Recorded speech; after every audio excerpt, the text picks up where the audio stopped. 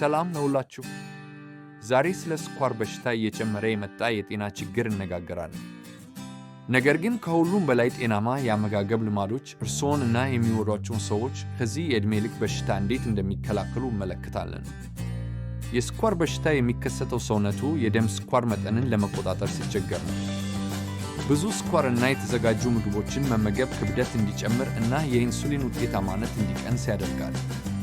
መልካም ዜናው ግን በአመጋገባችን ላይ ትናንሽ ለውጦችን በማድረግ አደጋውን በእጅጉ መቀነስ እንችላለን። ትኩስ፣ ሙሉ እና ያልተዘጋጁ ምግቦችን መምረጥ ሰውነታችን ኢንሱሊንን በተሻለ ሁኔታ እንዲጠቀም እና የደም ስኳር መጠንን የተረጋጋ እንዲሆን ይረዳል።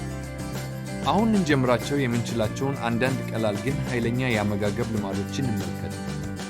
በመጀመሪያ እንደ ስፒናች እና አቮካዶ ያሉ ፋይበር የበዛባቸውን አትክልትና ፍራፍሬ በብዛት ይመገቡ።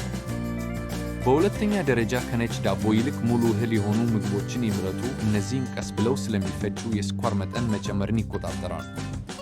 በመጨረሻም ስኳር የበዛባቸውን መጠጦች ይቀንሱ። ሶዳን በውሃ ወይም ትኩስ ጭማቂ ይተዉ። ጤናማ አመጋገብ ከአካላዊ እንቅስቃሴ ጋር አብሮ ይሄዳል። ቢያንስ በቀን ለ30 ደቂቃ ለመንቀሳቀስ ይሞክሩ። ይራመዱ፣ ይጨፍሩ ወይም የሚወዱትን ስፖርት ይጫወቱ።